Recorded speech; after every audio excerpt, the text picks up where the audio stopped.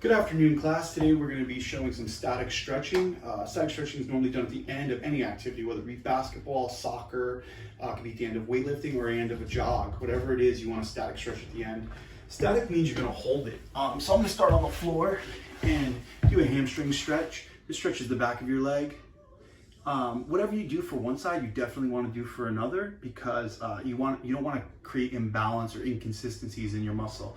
You would never do 10 lunges on one leg and not do 10 lunges on the other. It's the same thing with stretching. If you do 10 seconds on one side, you want to do 10 seconds on the other. This hamstring exercise right here actually stretches your back as well. So you should feel it in your lower back. And it's great for anybody that has tightness in their hamstrings, tightness in their back. But remember, you want to do it at the end when your muscles are already warmed up, they're already loose. This butterfly stretch stretches the inside of your legs.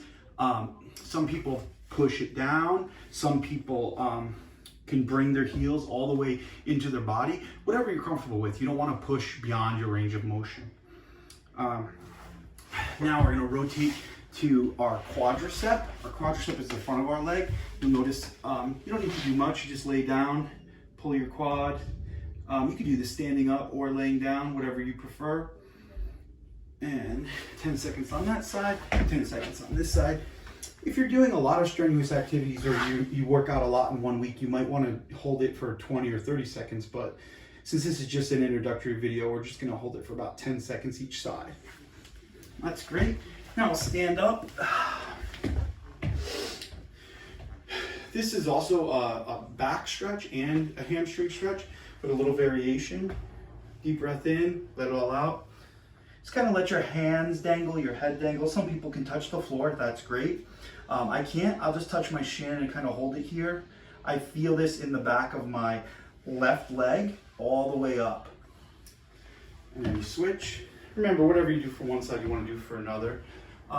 When I was a kid, a lot of this stretching was done before exercise or at the beginning of physical education class, but here we are doing it at the end now. Science caught up with everything and we saw that we needed to, this is when your muscles are the most loose and this is when you can gain your mobility and increase your range of motion and just increase general flexibility and back health and whatnot.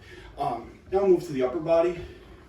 This is your tricep. A lot of kids do this wrong where they're not pulling it all the way across or they're not pulling it toward their chin. So it's important to make sure your hand is applying pressure behind your elbow and you're actually like bringing it up to your chin. So this stretches your tricep and your rear delt, which is part of your shoulder.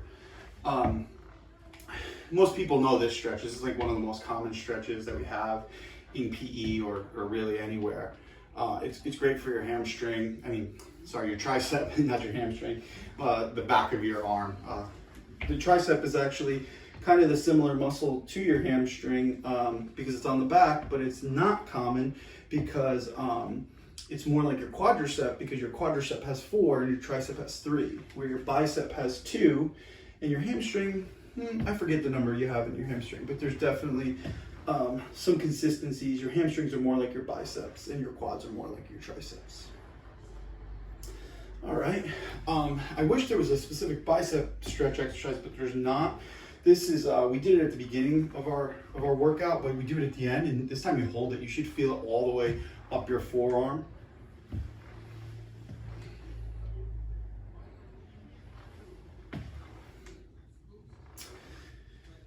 There you go, okay. And then you want to stretch out your obliques, which are the side of your body, especially if you do sports like tennis or baseball, golf, anything that involves twisting, you would want to stretch out your obliques.